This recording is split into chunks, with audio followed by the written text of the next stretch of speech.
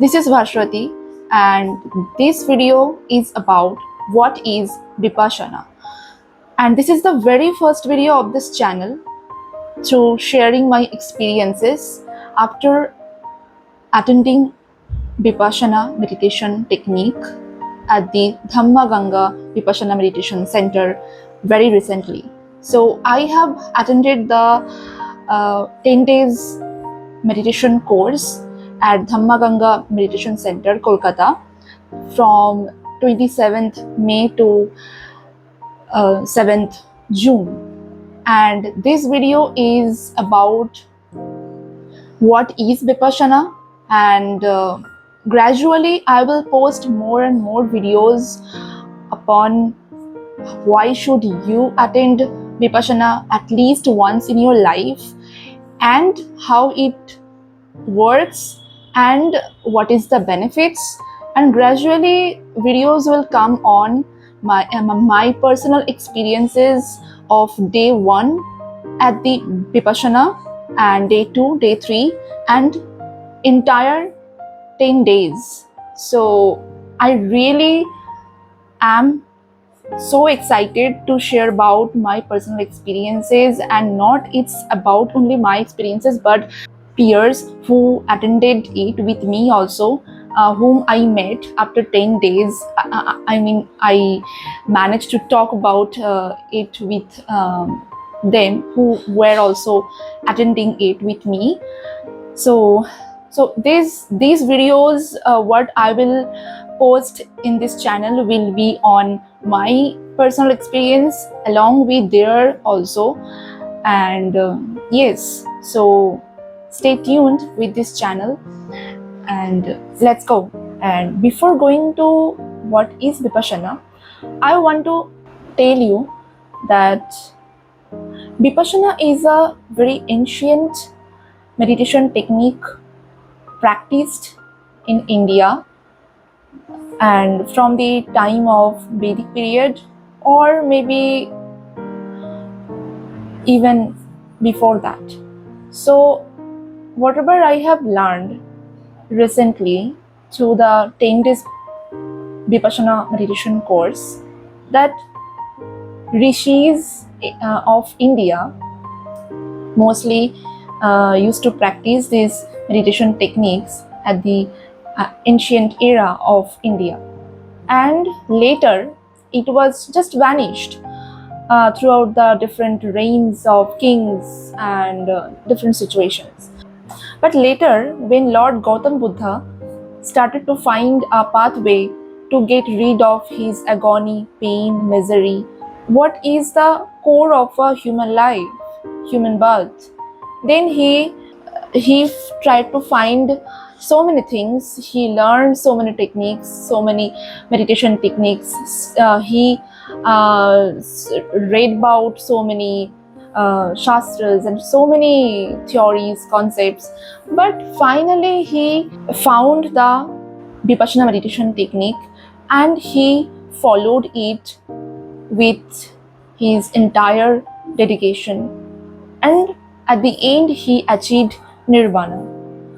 We all know this story, and we every time become overwhelmed after hearing this story, that Lord Buddha achieved nirvana, and after that he spread his dhamma, his teaching, to his disciples and commoners, as if they can get rid of their own pain, agony, misery, and lead a very peaceful life. But we never get into this particular technique ever, or we usually don't think about how to pursue this technique, how to apply, how to learn this technique, and how to apply it in our life to make our life little bit better. Just like the people of Buddha's time, they learned it and they applied it in their life, and their life was changed. So in these days we used to hear about so many spiritual words like manifestation, how to manifest, what is law of attraction, how it works, and etc. etc. So many more. But how these things are actually worked, we don't know. We just listen to influencers who talk about it, and we just try to apply it how they are guiding. That's it. But how is this actually working? Nobody questions, and nobody try to find, nobody try to search, nobody try to learn, nobody actually think about it. Just becomes followers. Just people used to become followers, and just they become followers of anyone who talk about um, how to get rid of pain, misery, or how to achieve something in life, how to be positive, etc. But what is the science behind it? Nobody talks about that. So after a few decades of Lord Buddha's time, Lord Buddha's era, this meditation technique actually again was vanished from India, but few group of disciples actually learned it well, and they returned to Burma. Right now it is Myanmar, taking this technique with them, and they used to practice it personally within their group, small community, from that time. So in Burma, it's not like that lot of people practice it, but a small groups, a small community used to practice it among them. And when teachers become old, they pass the technique down to their students, as if they can continue it among them by the time.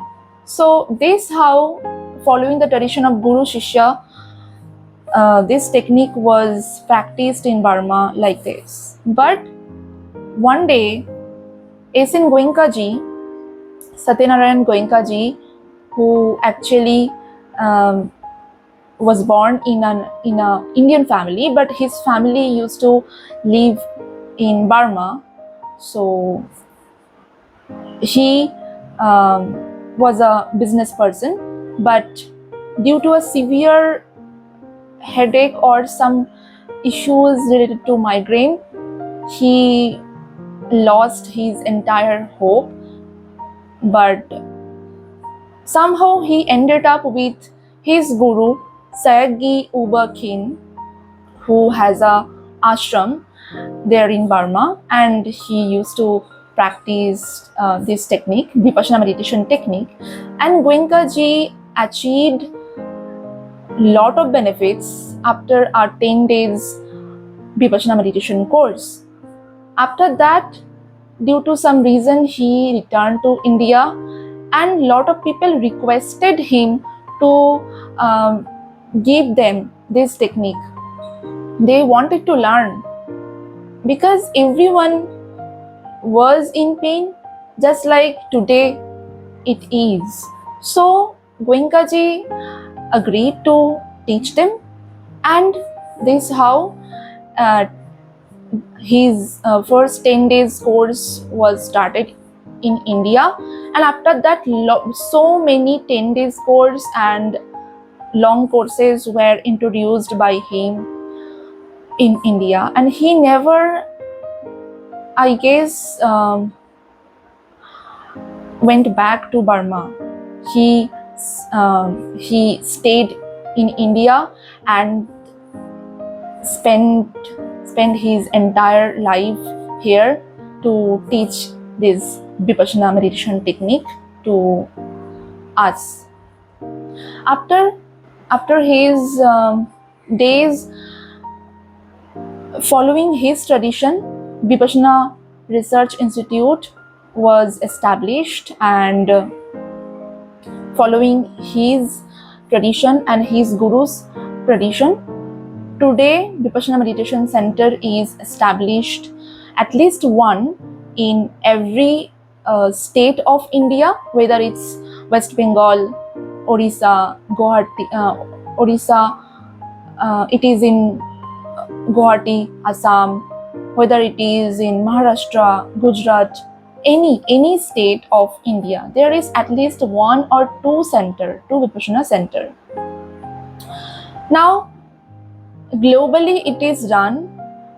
You can see at the website that in every continent, mostly in every country in the world, there is at least one center at each state of each country.